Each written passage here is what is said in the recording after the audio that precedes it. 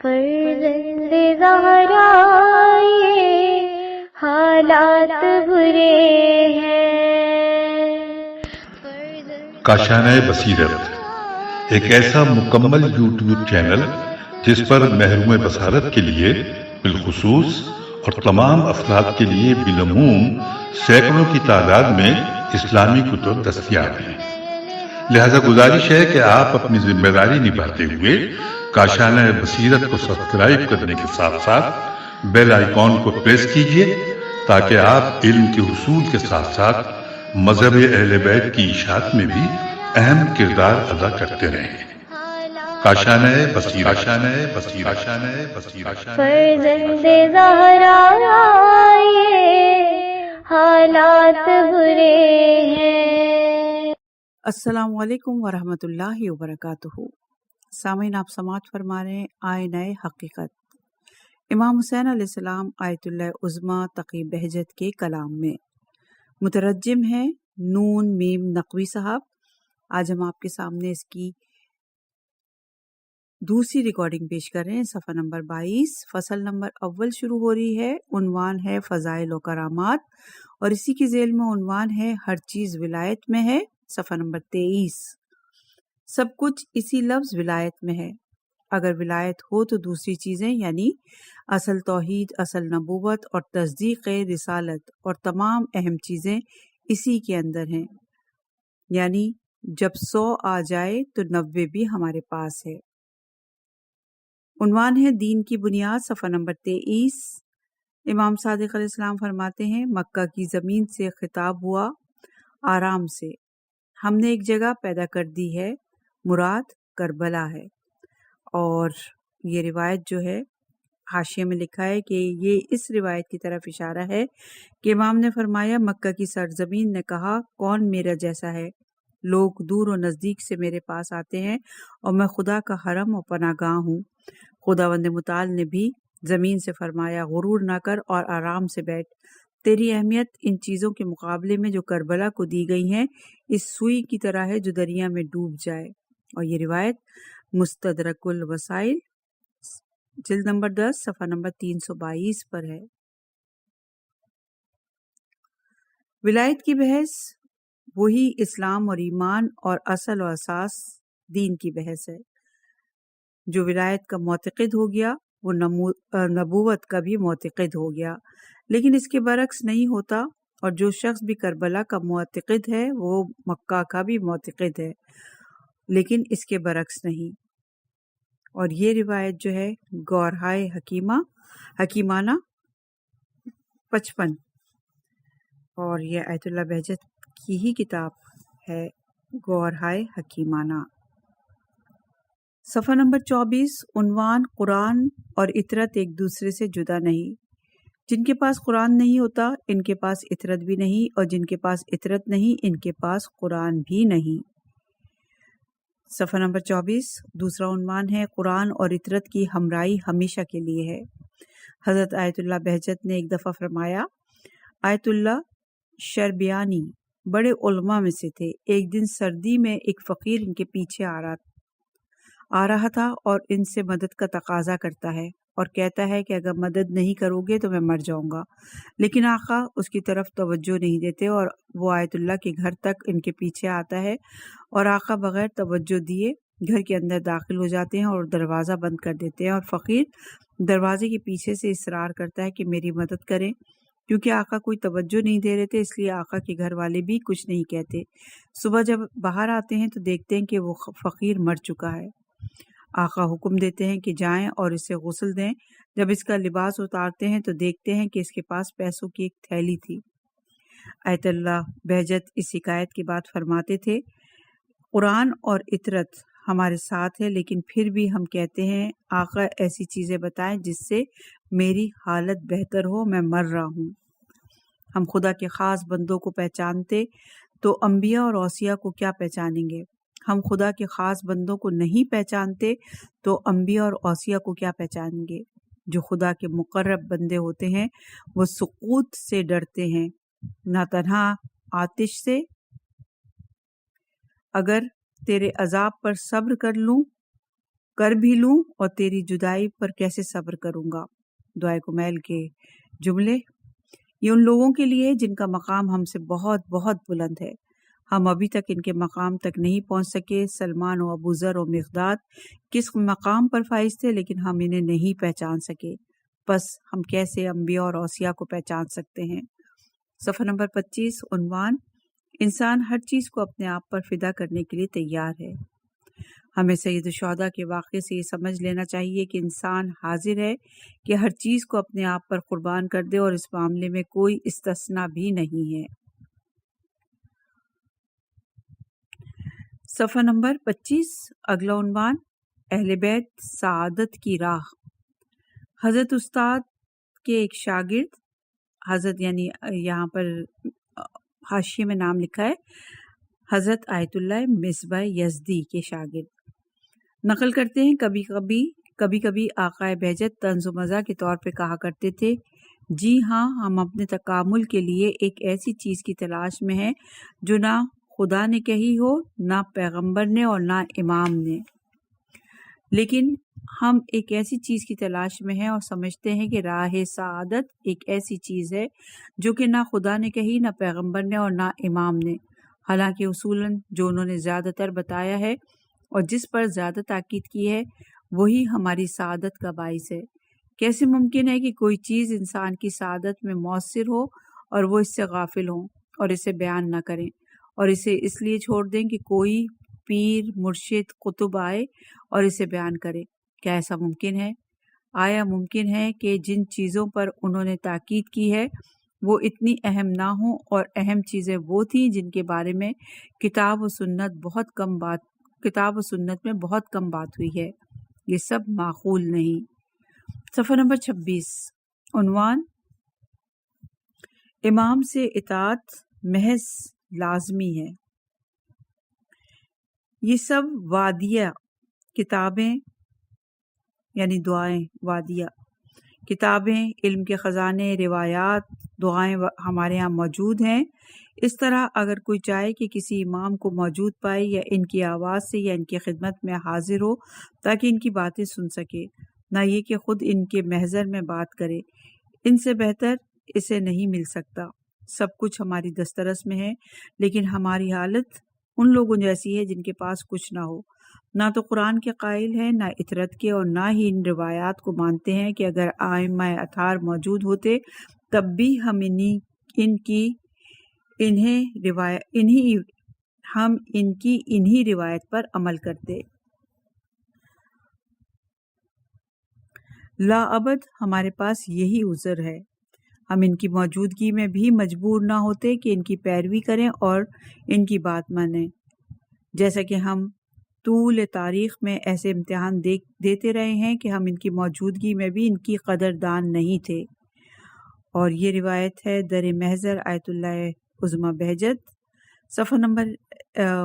جلد نمبر 1، صفحہ نمبر 78۔ صفحہ نمبر 27، حدیث ثقلین، امام کے زندہ ہونے کی دلیل ہے۔ سورہ مبارکہ مائدہ کی آیت نمبر 55۔ اسلام کی حقیقت ایمان میں ہے، ان آیات کی دلیل میں کہ الیوم اکملت لکم دینکم وانما ولیکم اللہ ورسولہ والذین آمنوا، اور اس طرح کی دوسری آیت، باشعور انسان متوجہ ہوتا ہے کہ نبی کو وصی کی ضرورت ہوتی ہے، وصیت تکوینی طور پر نبوت کی بقا ہے۔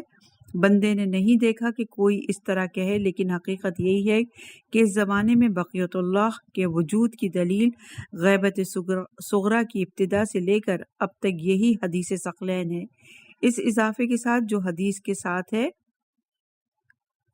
یعنی میں تم لوگوں کے درمیان دو قیمتی چیزیں چھوڑے جا رہا ہوں، خدا کی کتاب اور میرے اہل بیت۔ میں نے خدا سے درخواست کی کہ ان دونوں کو ساتھ ساتھ رکھے اور ان دونوں میں جدائی نہ ڈالے، خدا نے بھی منظور کر لیا۔ یہ حدیث اہل سنت کی کتابوں میں بھی متواتر نقل ہوئی ہے، اور مثال کے طور پر صحیح مسلم جلد نمبر 7، صفحہ نمبر 112، سنن ترمذی جلد نمبر 5، صفحہ نمبر 223 663، یہ روایت سالت ربی کے اضافے کے ساتھ اس چیز پر دلالت کرتی ہے کہ جس جگہ اور جس زمانے میں بھی قرآن ہے، شارع قرآن بھی حتماً ہونا چاہیے۔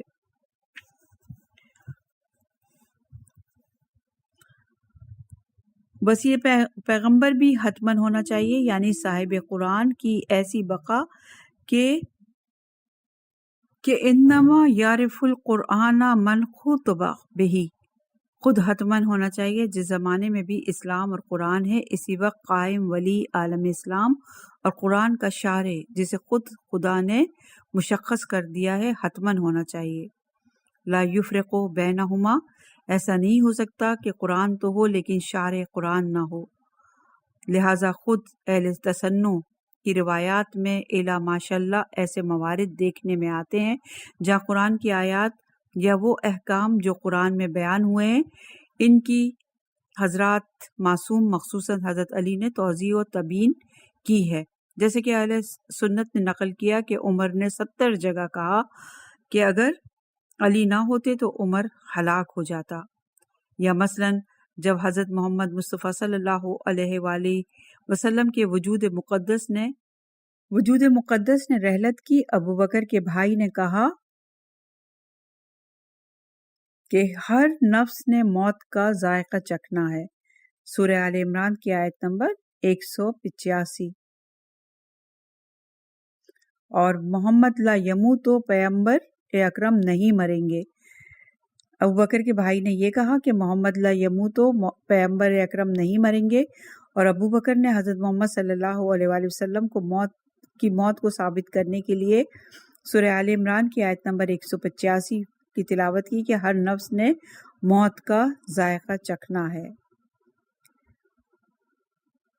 اس آیت سے استدلال کیا، حالانکہ اس نقطے کو نہیں سمجھا کہ قرآن کی اس آیت میں ان شرطیہ ہے، اور اس معنی میں نہیں کہ پیغمبر مر جائیں گے یا قتل ہوں گے، بلکہ اسے قرآن کی آیت کل نفس ذائقۃ الموت سے استدلال کرنا چاہیے تھا۔ یہ آیت ہر نفس کی موت پر دلالت کرتی ہے، نہ کہ افنا ماتا والی آیت۔ کیا واقعی یہ قرآن کے شارع تھے؟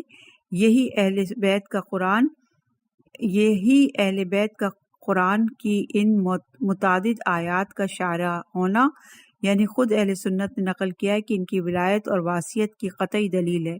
حدیث ثقلین اس اضافے کے ساتھ جو اس میں موجود ہے، امام زمانہ علیہ السلام کے وجود اور ان کے ظہور کے زمانے تک زندہ ہونے پر قطعی دلیل ہے، نہ یہ کہ وہ بعد میں متولد ہوں گے۔ صفحہ نمبر 29، عنوان امام حقیقت نما آئینہ۔ اگر امام شناسی میں اضافہ ہو تو خدا شناسی میں بھی اضافہ ہوتا ہے، کیونکہ امام سے بڑی اور کون سی نشانی ہوگی؟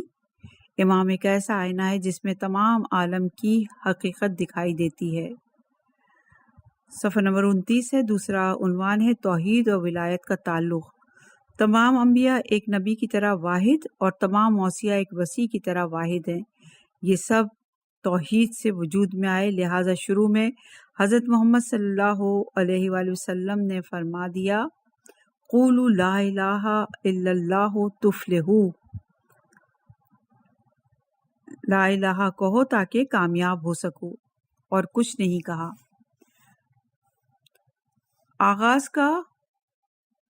آغاز کار اسی کلمے کو کہا، اور کچھ مدت کے بعد فرمایا جو شخص میری دعوت کو قبول کرے گا وہ میرا وزیر اور جانشین ہوگا۔ کسی نے جواب نہیں دیا۔ حضرت نے اس جملے کو 2 یا 3 بار دہرایا۔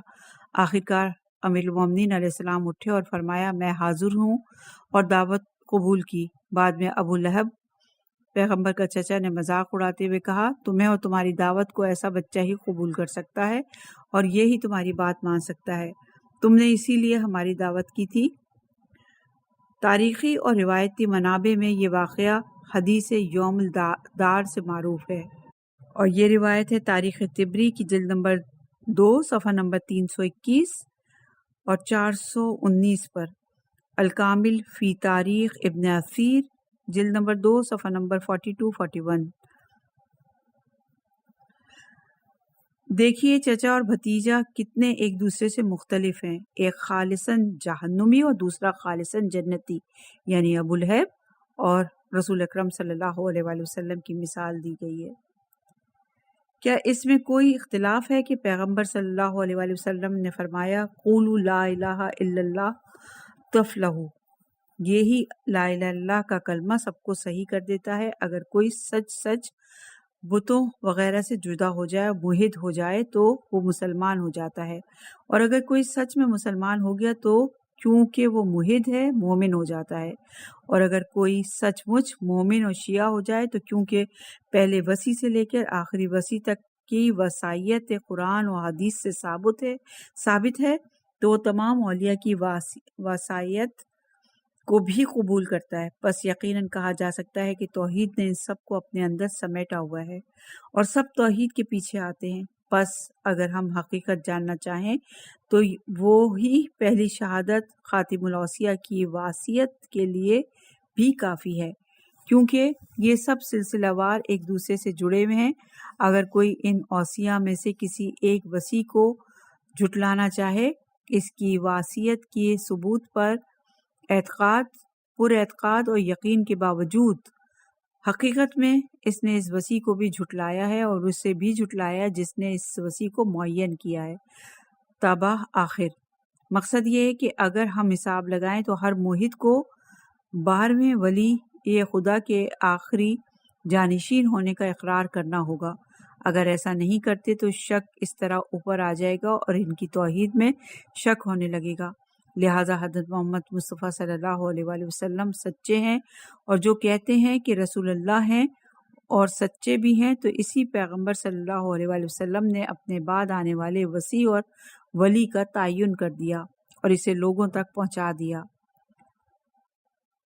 سورہ مائدہ کی آیت نمبر 67 میں یا ایھا الرسول بلغ ما انزل الیک من ربک وان لم تفعل فما بلغت رسالتہ، اے پیغمبر جو کچھ تم پر تمہارے رب کی طرف سے نازل کیا گیا ہے اسے لوگوں تک پہنچا دو، اور اگر تم ایسا نہیں کرتے تو گویا تم نے اس کی رسالت کو انجام نہیں دیا۔ اور اگر نعوذ باللہ وہ جھوٹے ہیں تو پس اس توحید میں بھی جس کی آواز انہوں نے بلند کی شک کرتے ہیں، کیونکہ خود انہوں نے ہی توحید کو لوگوں کے درمیان نشر کیا اور لے کر آئے ہیں۔ اگر کوئی ایسا شخص ائمہ اطہار میں سے کسی ایک پر بھی اعتقاد نہ رکھتا ہو، حقیقت میں وہ اصل توحید پر ایمان نہیں رکھتا۔ بالآخر مقصد یہ ہے کہ توحید پہ ایمان موجودہ دور کے وصی کی وصیت کو ثابت کرنے کے لیے کافی ہے۔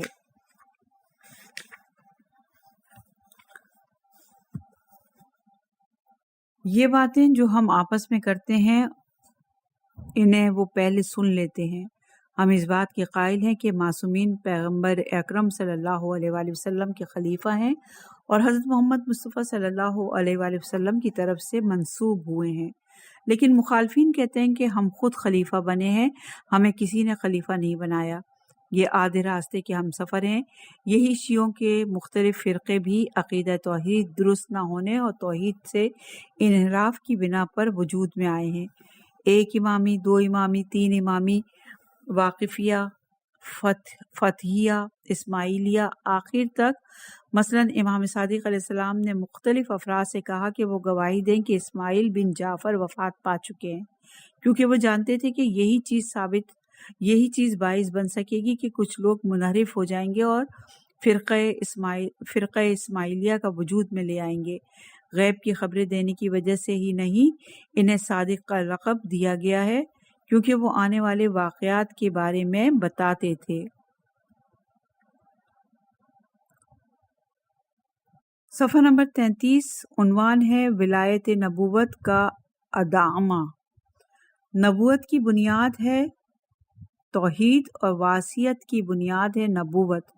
در حقیقت وہ وصیت جانشینی یعنی نبوت کی بقا ہے، اور اس طرح اگر نبوت ضروری ہے تو وصیت یعنی جانشینی بھی ضروری ہے، اور اگر نبوت ضروری نہ ہو تو یہ بھی ضروری نہیں۔ وصیت کے حدوث اور بقا میں کوئی فرق روا نہیں رکھنا چاہیے۔ بس یقیناً یہ رسالت کے مخالف ہیں، اور جو رسالت کے مخالف ہیں وہ توحید کے بھی مخالف ہوگا۔ لہٰذا زمخشری اپنے شعر میں کہتے ہیں، وہ کہتا ہے کہ کسی انسان سے یہ سوال ہرگز نہ کرو کہ تم کس کی تقلید کرتے ہو۔ اگر کہو کہ ابو حنیفہ کی تقلید کرتا ہوں تو اور مالک فلاں طرح کہتا ہے اور شافعی فلاں طرح کہتا ہے اور ابن حنبل فلاں طرح کہتا ہے کہ خداوند متعال جسم یعنی مجسم ہونے کا نعوذ باللہ قائل ہے۔ مجسمہ اہل تسنن میں سے امام جواد کے دور میں کہ یہی ابن حنبل کا دور تھا وجود میں آئے تھے یہ سب فرقے۔ لہٰذا ہم دیکھتے ہیں کہ مرحوم شیخ عبد الحسین رشتی نے دارالتقریب بین المذاہب کے تسائس کے اوائل میں ان کے لیے لکھا ہے کہ ہم کیسے اہل تسنن کے نزدیک ہو سکتے ہیں جبکہ وہ خدا کا جسم مانتے ہیں۔ مرحوم آقا برجردی فرماتے ہیں کہ ہم نے شیخ عبد الحسین کے اس نامے کو مصر میں دارالتقریب کی طرف بھیجا کہ آپ کے پاس کیا جواب ہے۔ دارالتقریب کے موصولین نے اسے تمام اسلامی ممالک کی طرف بھیجا کہ آپ کے پاس کیا جواب ہے۔ وہ فرماتے تھے 4 مہینے گزر جانے کے بعد انہوں نے اس طرح جواب دیا کہ آج علماء اتفاق رکھتے ہیں کہ خدا جسم نہیں رکھتا۔ حیرت ہے آپ متجسم کے قائل کو اپنے 4 اماموں میں سے ایک مانتے ہیں، بعد میں کہتے ہیں کہ علماء کا اتفاق اس کے خلاف ہے، یعنی اب آپ اس کے مخالف ہیں۔ صفحہ نمبر 34 عنوان اہل بیت نور خدا۔ اہل بیت سب ایک نور ہیں، لہٰذا انسان جس سے بھی متوسل ہوتا ہے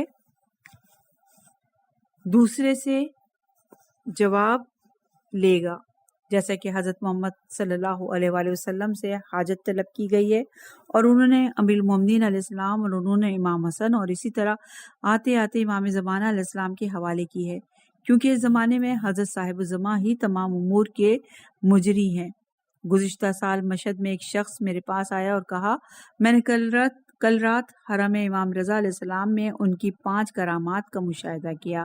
اسی طرح عجیب ہے کہ اس سال سنا ہے کہ 2 عربی جو مشہد میں مقیم تھے کسی سخت بیماری میں مبتلا ہو گئے اور جدگانہ اپنی شفا اور حاجت روائی کے لیے امام رضا سے متوسل ہوئے۔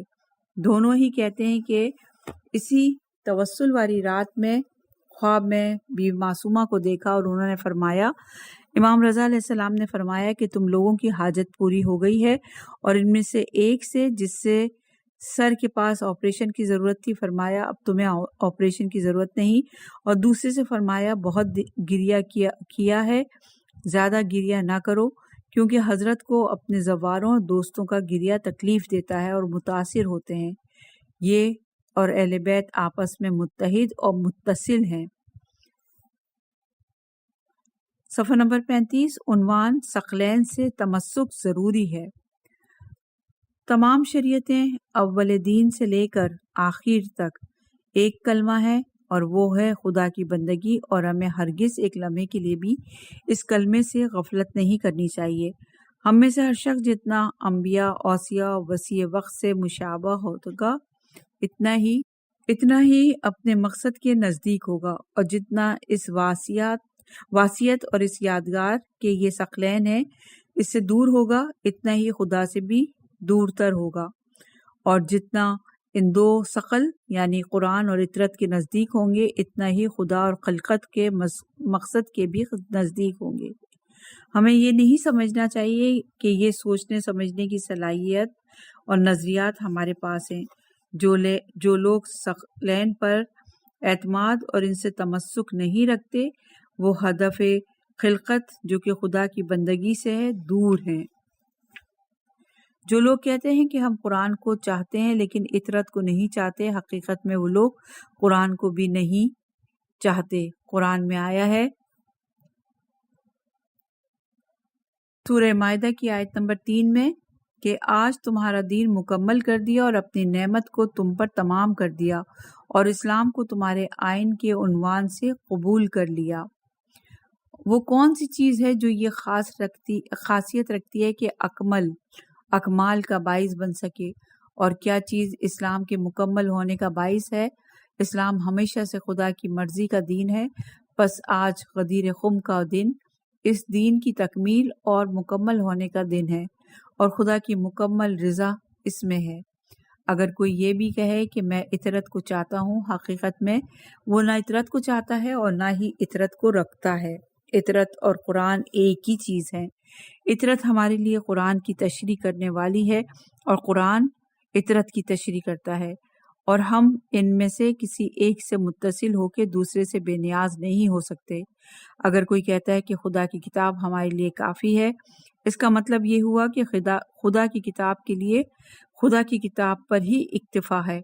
کیا اس طرح کی بات کہی جا سکتی ہے؟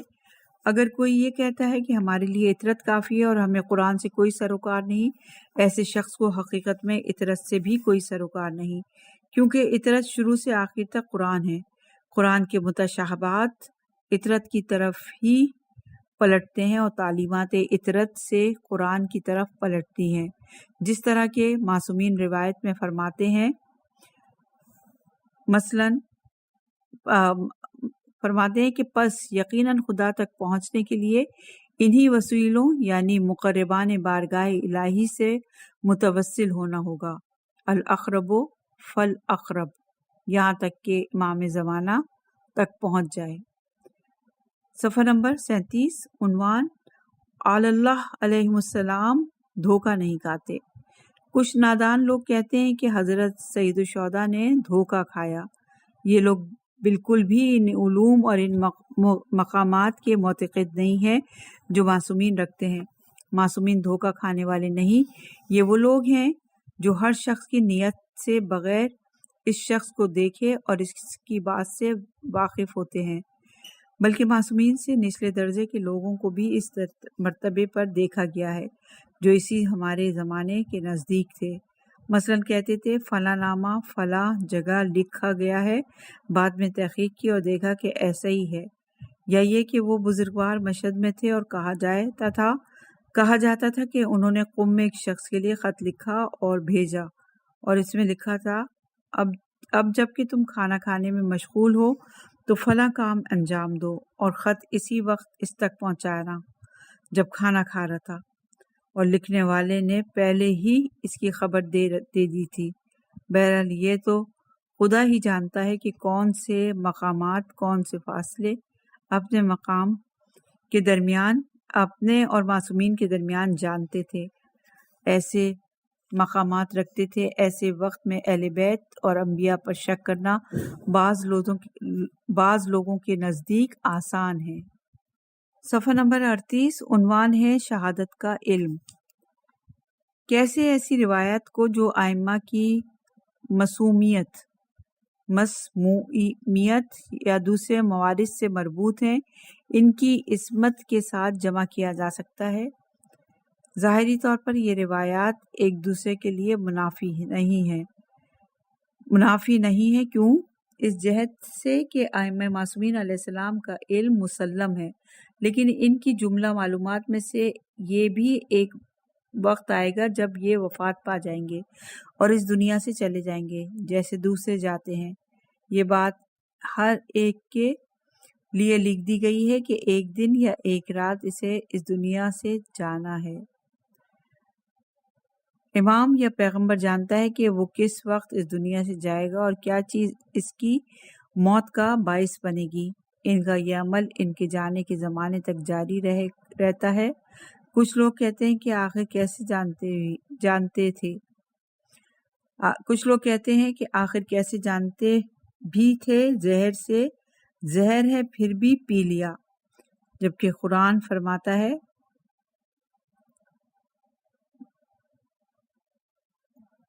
اس کا جواب یہ ہے کہ جس طریقے سے انہیں معلوم ہوتا ہے کہ وہ کس وقت اور کس سبب سے وفات پائیں گے، اسی غیبی اور خاص طریقے سے وہ خود بخود جانتے ہیں کہ انہوں نے اپنے علم غیب کو دنیا پر ترتیب اثر نہیں دیا اور حتماً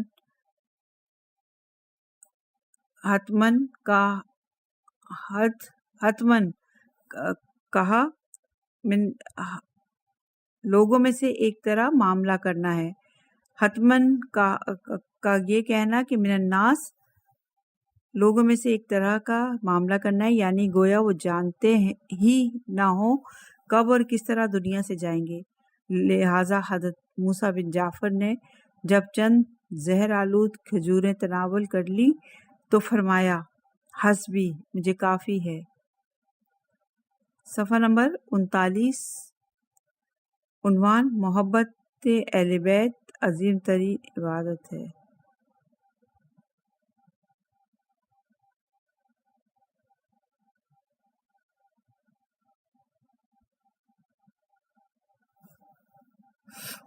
البتہ نماز، روزہ، حج، زکوٰۃ بھی واجب ہے. جتنا محبت کا رتبہ زیادہ ہوگا اتنا ہی اس کا اثر دوسرے اعمال میں زیادہ ہوگا.